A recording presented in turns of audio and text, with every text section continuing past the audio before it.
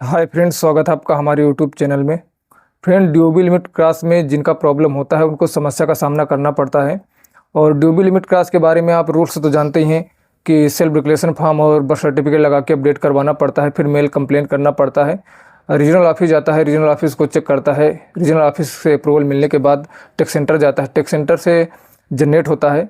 और इन सब के बीच में आधार अपडेट करवाने से लेकर, आधार सेंटर से अपडेट करवाने से लेकर रीजनल ऑफिस जाने तक, एक्सेप्शन हैंडलिंग प्रोसेस में जो होता है वो करने के बाद, टैक्स सेंटर में जाने के बाद अपडेट होने तक कितना समय लगता है? कम से कम 3 महीने से 4 महीने, किसी के 6 महीने तक लग जाता है। तो इसी बीच में अगर कुछ प्रॉब्लम हो जाए आपका एक्सेप्शन हैंडलिंग प्रोसेस में, या सेल्फ डिक्लेरेशन फॉर्म में कहीं कुछ इशू हो जाए, या कुछ भी प्रॉब्लम हो जाए, आपका रीजनल ऑफिस से अप्रूवल भी मिल जाए, उसके बाद भी आपका 6 महीने बाद भी ना अपडेट हो, तो बड़ी समस्या का सामना करना पड़ता है। जैसा कि आप लोग जानते हैं कि एक बार यदि रीजनल ऑफिस से अप्रूवल मिल जाता है तो उसको जनरेट होना ही है। लेकिन यहाँ पर मैं एक ऐसे केस के बारे में डिस्कस करूँगा जिसमें रीजनल ऑफिस ने इसका अप्रूवल दिया है और लगभग 4 महीने का वेट इसमें किया गया, और वेट करने के बाद भी अगर ये जनरेट नहीं हुआ, उसके बाद फिर से मेल किया गया, काफ़ी प्रयास किया गया। 1947 पे कई बार कॉल करके इसके बारे में डिस्कशन किया गया, बार बार वहाँ से यही बताया गया कि आप वेट कीजिए। अभी जैसा कि मैं सबसे पहले यहाँ पर आपको इसका स्क्रीनशॉट दिखाई देता हूँ कि ये देखिए, यहाँ पर जो आप स्क्रीनशॉट देख रहे हैं, ये रीजनल ऑफिस से इसका अप्रूवल हो गया था। इसके अप्रूवल होने के बाद फिर आपको वेट ही करना पड़ता और कहीं कोई मेल कंप्लेन नहीं करना पड़ता है।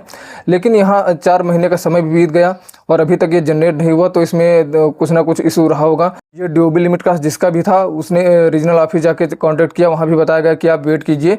लेकिन फिर उन्होंने क्या किया कि बार बार ईमेल किया हेल्प पे, उसके बाद में वहाँ से भी कोई रिप्लाई नहीं मिला। क्योंकि एक बार help@uid.gov.in पर जो मेल किया जाता है, एक बार जिस EID से कंप्लेंट रजिस्टर हो जाती है उसमें दोबारा आप करेंगे तो वो उसमें कोई कार्यवाही नहीं होती। वो बता देता है कि ऑलरेडी पहले से इस पर एक कंप्लेंट रजिस्टर है और वो रिजॉल्व भी हो चुका। रीजनल ऑफिस से अप्रूवल मिलने के बाद और रीजनल ऑफिस फिजिकल जाने के बाद भी वहाँ से कोई सोल्यूशन नहीं मिला। रीजनल ऑफिस से अप्रूवल मिलने के बाद भी ड्यूबी लिमिट का सही नहीं हुआ।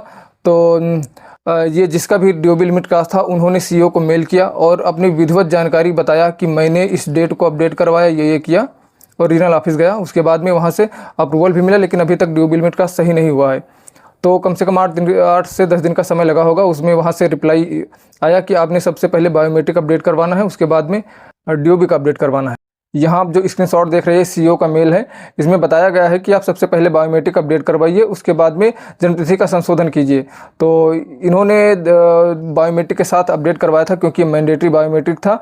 बायोमेट्रिक के साथ इन्होंने अपडेट करवाया था, इसलिए इसमें ये अपडेट नहीं हुआ। लेकिन ऐसा कोई रूल्स नहीं है कि आप बायोमेट्रिक के साथ करवाते हैं तो आपका ड्यूबी लिमिट का सही नहीं होगा। ऐसे न जाने कितने सारे केस हुए हैं जिनके बायोमेट्रिक के साथ में अपडेट हुआ है। अभी आप देखेंगे तो इसके पिछले वाला जो वीडियो मैंने डाला हुआ है, इसको जब आप देख लेना, उसके बाद में जस्ट पीछे वाला जो वीडियो है उसमें भी मैंने दो ड्यूबी लिमिट का के बारे में मैंने बताया था, जिसमें जो आप रिसिप्ट देखेंगे तो उसमें दोनों बायोमेट्रिक के साथ ही हुआ, उनका भी मैंडेटरी बायोमेट्रिक था, वो सक्सेसफुली जनरेट हुई है। लेकिन इस वाले केस में इनको बता दिया गया कि आपका जो ड्यूबी लिमिट का इसलिए सही नहीं हुआ कि आपने सबसे पहले बायोमेट्रिक नहीं अपडेट करवाया, क्योंकि आपका मैंडेटरी बायोमेट्रिक है।